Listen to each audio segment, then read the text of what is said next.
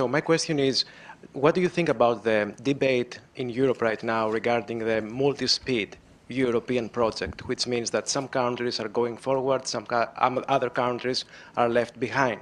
And how do you think that this will impact countries which are facing huge structural problems, like Greece, for example, like Portugal, like Spain? Do you think that this is a threat for the European project? Because I remember with Mr. Barroso, many interviews we had together in the European Commission, we were discussing this issue and how the multi-speed Europe can be like a threat or something that can benefit Europe. And one second question, do you think that President Trump is sharing the same view with President Obama about the interconnectedness between the American and the European economy? Do you see that the current US presidency is fully committed to support the Eurozone project, the Euro and the sustainability inside the Eurozone? Thank you so much. Terrific. One last question, and then the panelists will each get one chance to respond. Chris Bladowski from Manufacturers Alliance for Productivity and Innovation. I'd like to pick on this question and enlarge it a little bit. When I look at the EMU, there were two types of criteria for admission. There was the political will, and then there were the economic criteria, with the political angle clearly trumping the economics of the EMU. And with the concentric circles, I see roughly the same thing, that it's very highly politically driven.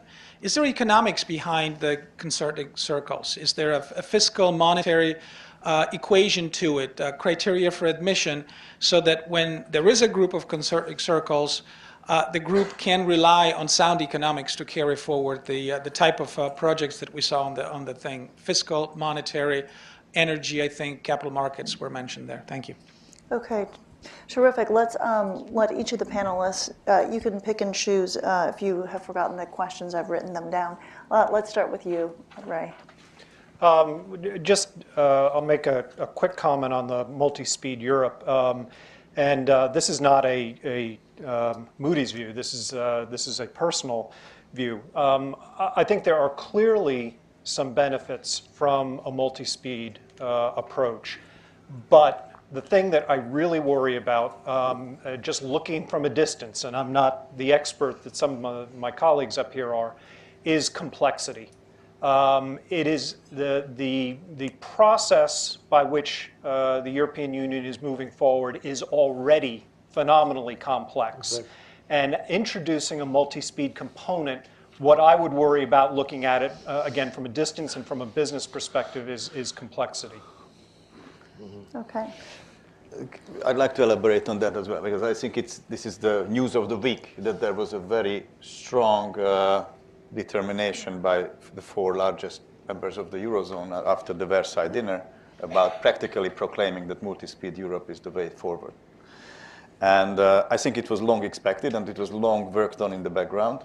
And it's very logical from the stalled situation where Europe is in. And I agree, it's already very complex. But Europe, as I said, half-baked, half considered, half-finished, cannot stay where it is. Yeah. It has to go forward. Multi-speed Europe concept practically means that the core countries who are Eurozone countries, and therefore their interest is much more strongly tied and handcuffed together. Some feel handcuffed together. They have to break out of this current situation. Now, why is it so difficult to do fiscal integration? And that's one of the key recommendations of this report. If you think about it, that's been always the most difficult decision in the history of European Union, because fiscal policy is the heart of politics. Fiscal policy is how much money I take from you and give to him. That's politics. That's national politics. Every year, the budget is the biggest decision in the parliament. So if you take a significant portion of that decision-making power to the Brussels level, as it partly happens through rules, then you will give up the power of national politics. Now, there are two problems with that. One, there is no strong European political identity. There are national identities in Europe, so political decisions are made at national levels. That's one very difficulty. There was, when Italy got united in 1861, thank you, There was an Italian politician who went to in the first session of the new Italian parliament, said, we have created Italy, now we need to create Italians. And that's an issue for Europe. And identity will develop against common enemies, common challenges, crises. We are much more European when we think about our differences with China or, I don't know, Australia, as opposed to when French and Germans look at each other. So that's one issue in terms of creating a fiscal policy at the Brussels level. The other is if there is no stronger legitimacy at the Brussels decision-making level, how will people accept what's happening? Look at Greece.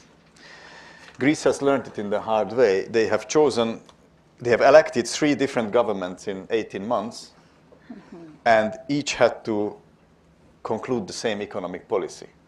It's like the famous saying about the Ford T model, you can have this car in any color as long as it's black. So they kept changing governments, but they were pushed to continue because that was the European reality. Now, if a much bigger country, a founding country of the European Union will feel the same way, they could revolt. So there has to be a political reform to enable fiscal integration. Thank you. The liberal international order is being challenged. And as we know, post-World War II, that order has maintained peace, stability, and security. It has been an important framework for maintaining that stability. We need to, with our friends and allies, stand up for that. At the same time, I would also add that the global international environment has changed dramatically since post-World War II. And with that should also come some institutional thought being given to institutional change. That's where I would see it. Okay. Regarding the issue of multi-speed, that's a very old issue in Europe. People are discussing that for many years. There were proposals to have the core Europe, the famous Schäuble-Lammers report. It was made by the current finance minister of Germany at that moment, already I think in the 80s. At the end, it was not well received by the smaller, medium-sized countries because they saw it as a way of creating a kind of a directorium. Now, what happens, in fact, is that already today we have a different speed Europe. We have countries in the Euro, countries out of the Euro. We have countries in Schengen, countries out of Schengen. Not only Britain, other countries. And in fact, already today, it is possible from an institutional point of view, because there is an article called Enhanced Cooperation that allows, if at least 9 countries accept to go forward in any project of integration, can be defense, can be financial, markets, can be energy, they can do it, provided, and that is the issue, that the project remains open to those that wish to join and that ideally should fulfill the conditions for joining. So already today, but until now it was never possible to activate that article, which is interesting.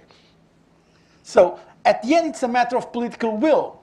Now, some people in some of the bigger countries and founding countries, they like to think that it's because the European Union is too big, because that they don't go further. That's simply not true.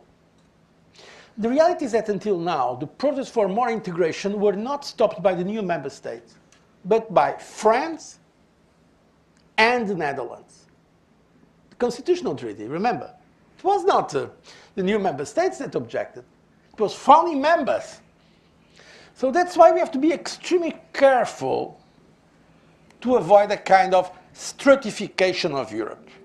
Not only because it adds unnecessary complexity, as you rightly said, and business and private sector investors don't like it. Already now the European Union is very difficult to read, but because of an issue of division and polarization. Now, what we have to do, and that requires a lot of statesmanship, what we have to do is to have the recognition of the increased variety and diversification of Europe. It's quite obvious that at 28 or 27, we cannot have the same kind of working that we have where we're 6 or 10 or 12. I remember well that time I was a member of the European Council when we were 12. I was a young foreign minister. People now, at the time of Delors, Mitterrand, Kohl, people now tend to idealize the past. It was terribly difficult to take decisions in the European Union with 12. It was sometimes not easier than today with 28. That's completely false. The idea that before everything was simple now, that's not true. The conditions of power are today much more difficult. The communication, the media, is much more demanding. The pressure today in a prime minister or in a commission is much stronger than before. There's a fundamental change in the way of dealing with power today. It's nothing comparable. Now, but it was not because of 12 or 28. The question is to do it in a way that is not so differentiation, diversification without stratification, if I can use those words. That is the point. And for that point of view, yes, countries, and that's what the report basically says. It speaks about concentric circles. I'm not completely sure that it should be all the time concentric, but yes, those countries want to go forward. They should be allowed to do it. In fact, they should go if the system is kept open for the other ones. If not, that will create a terrible mistrust between the countries that are left out. And don't forget that at the end of the euro, that's what happened. People, when the euro was created, the Economic and Monetary Union, the idea of some of the people was for a very reduced number of countries. You remember that? It was not supposed, for instance, in Berlin, in Paris, that Greece, Portugal, Spain, and Italy would be members. Italy made a great effort, it was brilliant Ciampi, to meet the conditions to become a member. But the idea at the beginning was to have a reduced euro. That was the idea. By the way, I read sometimes here that it was an imposition of Germany. It was exactly the opposite. It was France who asked for Germany to have a common currency, and that was the price that Germany paid to have the unification. That's when some people today write and say here in the United States that the euro is a project for Germany to keep a competitive advantage and that Germany wants a weak euro. I mean, my experience is exactly the opposite. Germany wants a strong euro. Okay, so and this was what happened. And that shows why it was political, because the countries, a country like Italy or like Spain, or my own country, and I participate in that decision. When we decided to go there to the euro, why? Because we said, if there is an euro, an economic monetary union, let's say with 9 or 12 countries only in Europe, or 9 or even less countries, we are going to be left outside. So the core decisions, the power is going to be there. And that's why, for instance, I mean, it will be afterwards, those countries were extremely clear that they will not accept if they will not join the euro. Like, for instance, Spain. Spain was extremely important in all those discussions. So this is what I want to tell you. We have to do some flexibility in Europe, yes, it's obvious, but without meaning stratification. If not, that will create even more polarization and more division in Europe, and that I don't think is in the interest of the Europeans as a whole. Okay, thank you. Well, thank you all.